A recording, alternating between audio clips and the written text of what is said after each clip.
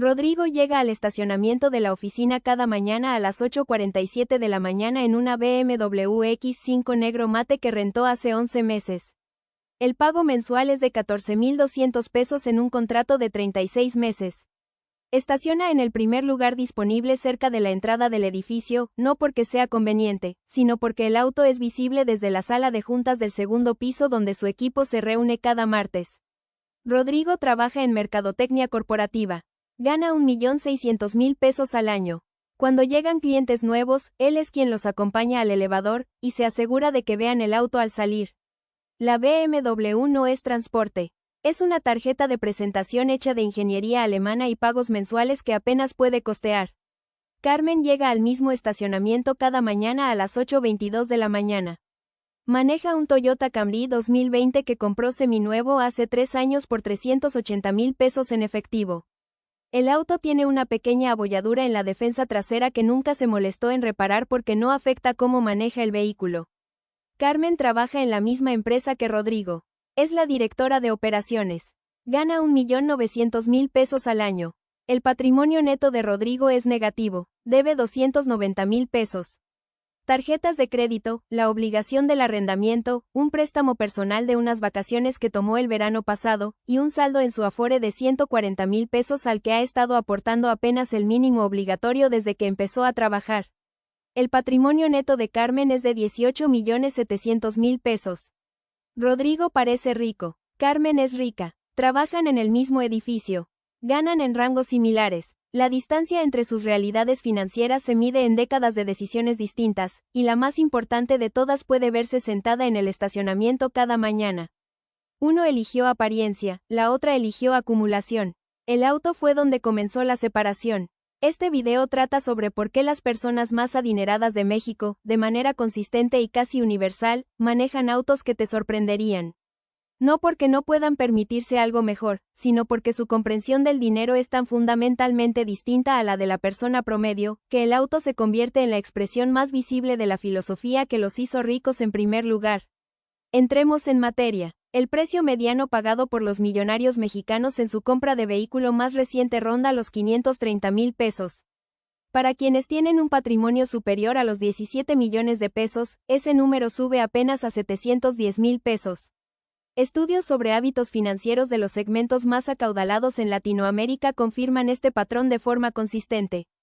Pongámoslo en contexto. El precio promedio de un auto nuevo en México ha superado los 560,000 pesos. Eso significa que el mexicano promedio paga más por su auto que lo que paga el millonario promedio por el suyo. Análisis del mercado automotriz mexicano muestran que una proporción significativa de personas con ingresos superiores a 4 millones de pesos anuales manejan Toyota, Nissan y Honda.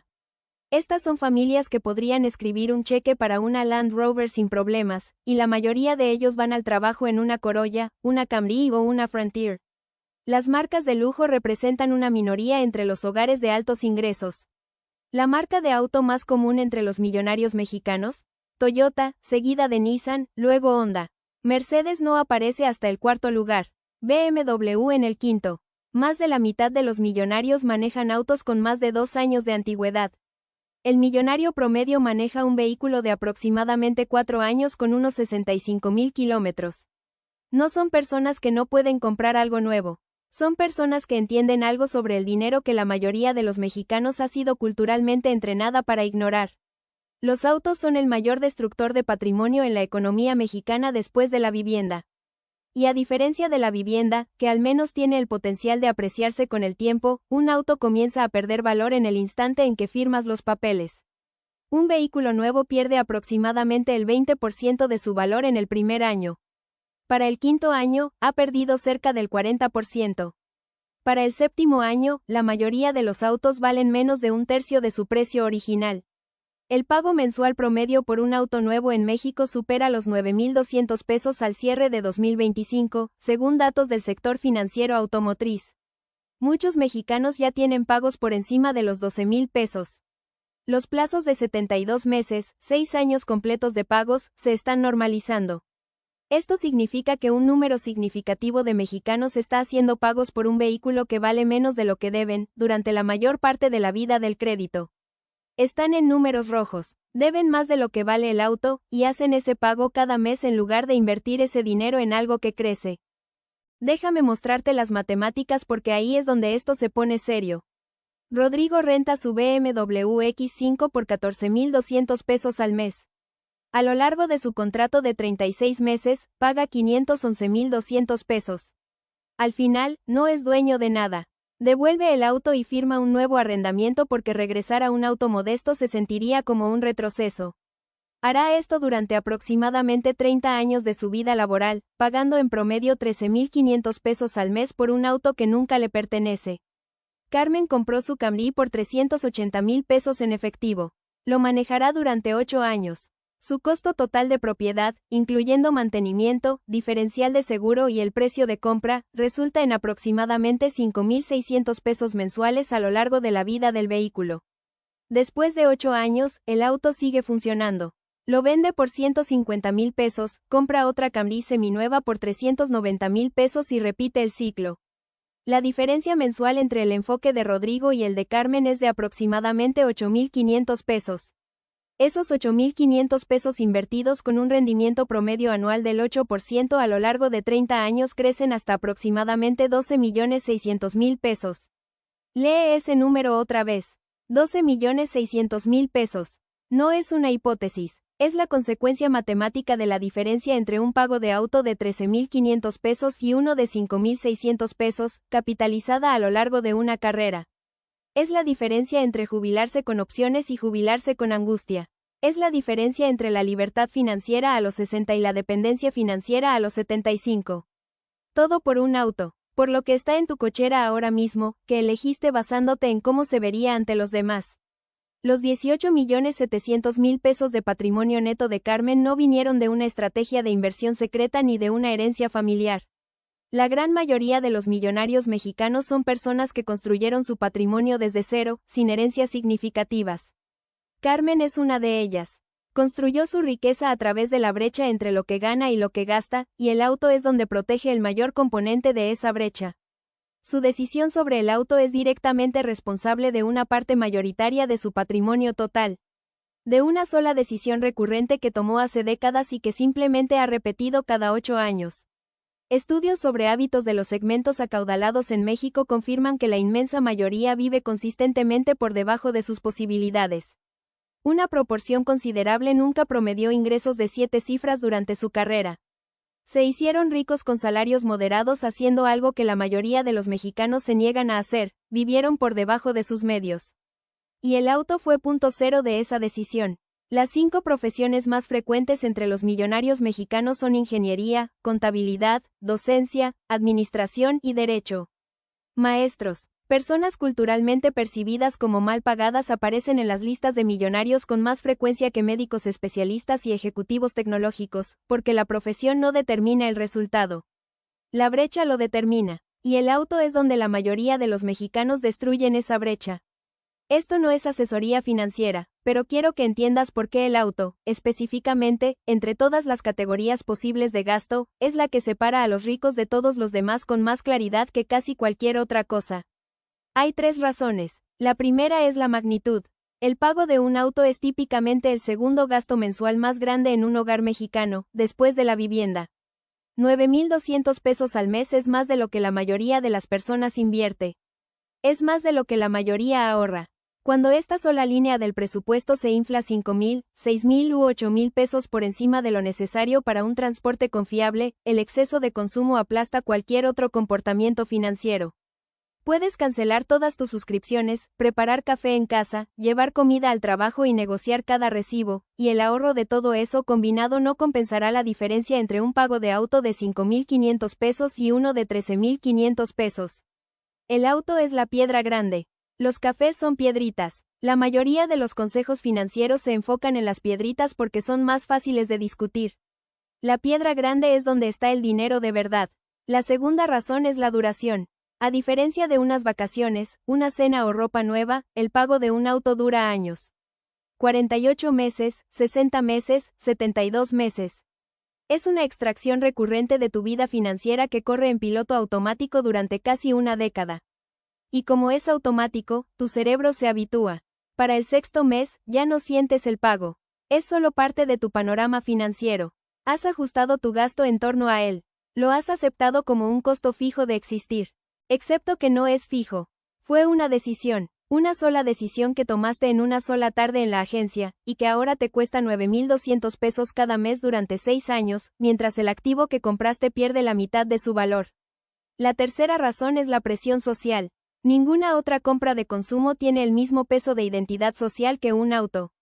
Tu auto lo ven tus vecinos, tus compañeros de trabajo, la persona con quien saliste por primera vez, el ballet, tus padres cuando llegas a su casa en Navidad o en Semana Santa. Transmite un mensaje sobre quién eres, cuánto ganas y qué tan bien te va. Ese mensaje casi siempre es ficción, pero el público no lo sabe. El público ve una BMW y asume riqueza. El público ve una Camry 2020 y asume clase media a lo mucho.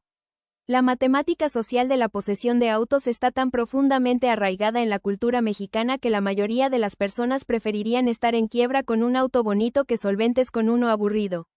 Rodrigo es una de esas personas. Su BMW le cuesta 14,200 pesos al mes más 5,900 pesos en seguro, ya que los vehículos de lujo tienen primas más altas, más combustible premium que puede sumar entre 400 y 900 pesos mensuales adicionales comparado con gasolina regular.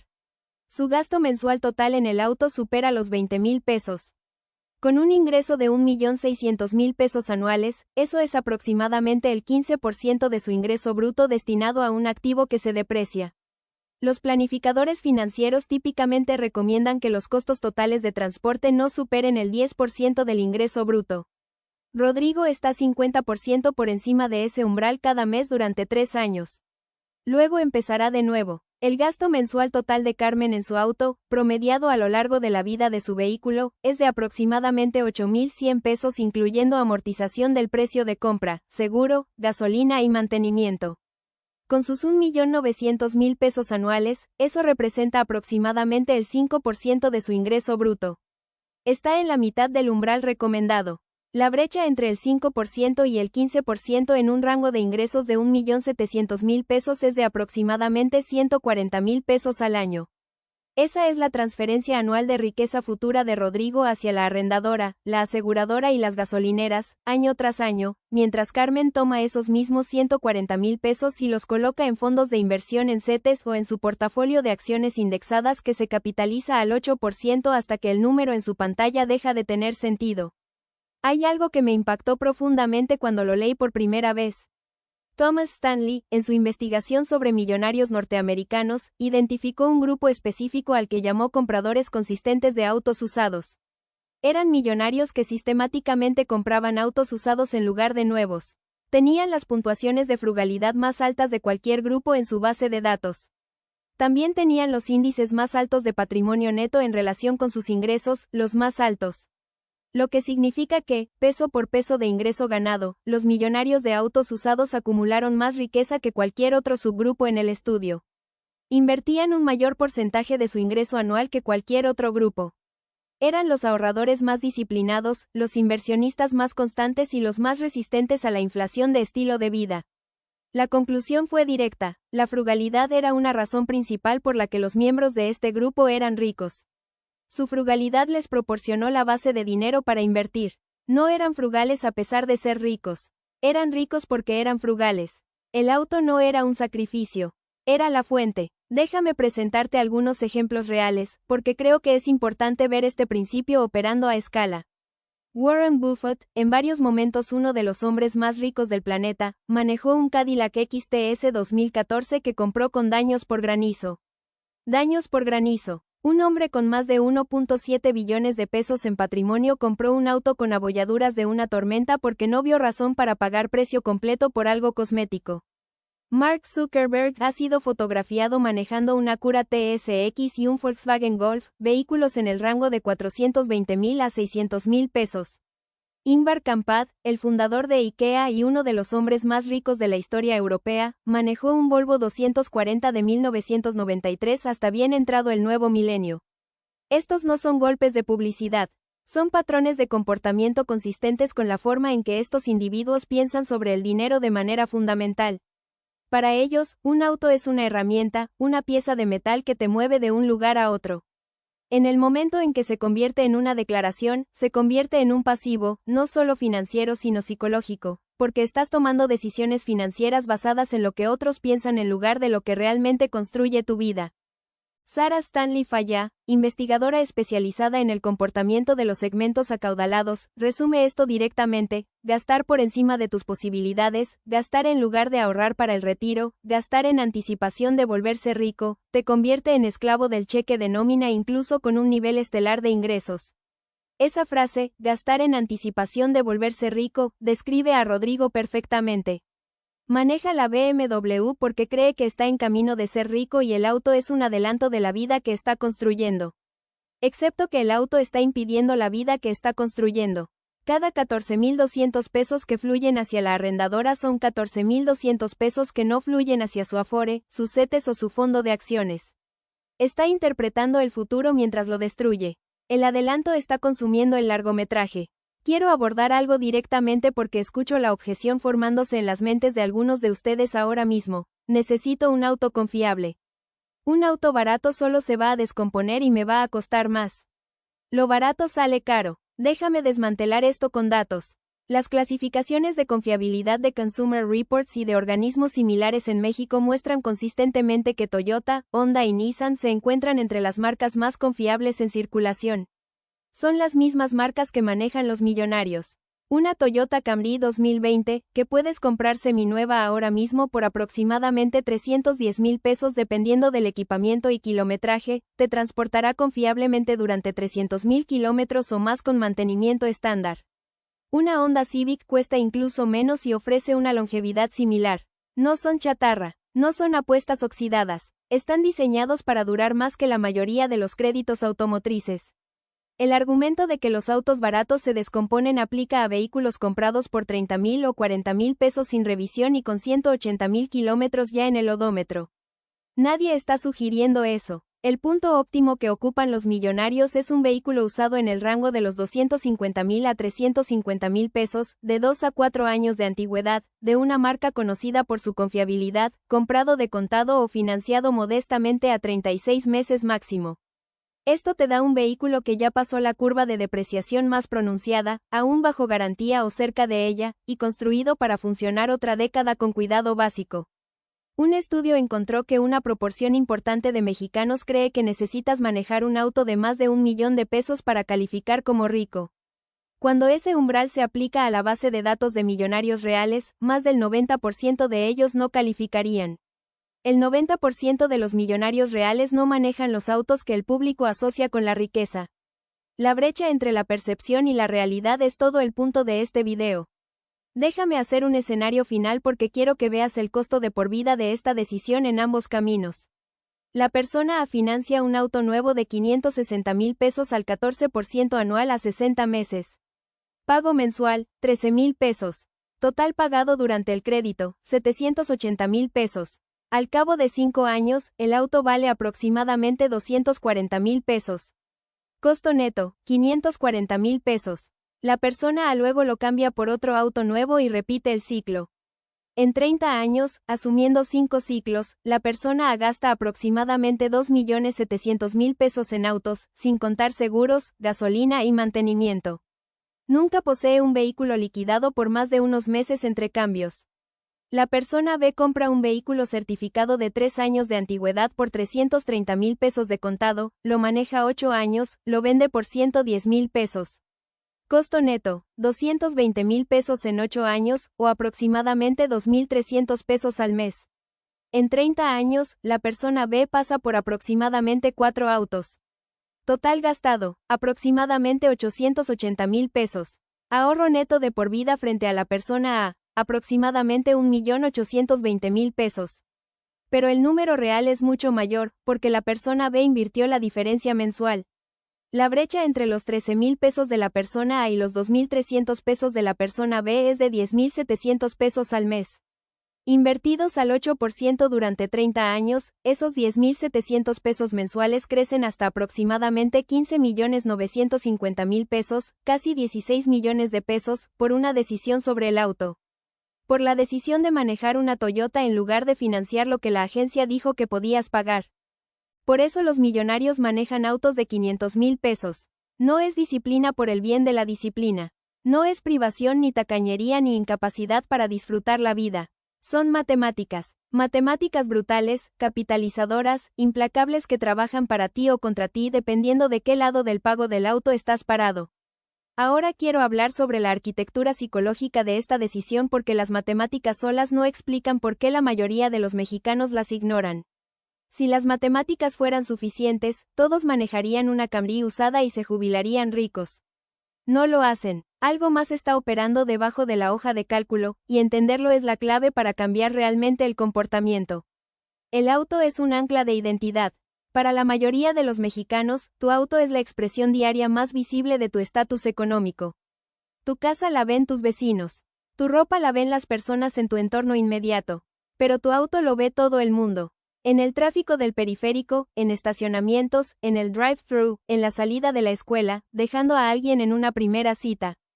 Transmite un mensaje sobre quién eres a cientos de personas por día. Y porque vivimos en una cultura que equipara el gasto visible con el éxito, el mensaje que envía una BMW nueva es, esta persona le está yendo bien. El mensaje de una Camry 2020 es, esta persona está saliendo adelante. La ironía es aplastante. El que maneja la Camry es estadísticamente más probable de ser el millonario. El que maneja la BMW es estadísticamente más probable de estar en números rojos con el arrendamiento. Pero los seres humanos no evalúan la salud financiera estadísticamente. La evalúan visualmente. Entonces la persona que construye riqueza parece ordinaria y la persona que la destruye parece impresionante. Y el ciclo cultural refuerza la destrucción porque todos a tu alrededor están cometiendo el mismo error e interpretan tu participación como validación. Rodrigo recibe cumplidos por su BMW. Nadie jamás ha felicitado a Carmen por su Camry. El auto de Rodrigo genera aprobación social. El auto de Carmen no genera nada. Pero la cuenta de inversiones de Carmen genera aproximadamente un 8% al año, capitalizándose silenciosamente en segundo plano mientras Rodrigo colecciona cumplidos que le cuestan 14,200 pesos al mes. Cuando entiendes esta dinámica, la psicología de la compra del auto cambia completamente. La persona que maneja el auto modesto no es la persona que no puede permitirse algo mejor. Es la persona que entiende que la economía del cumplido es una trampa.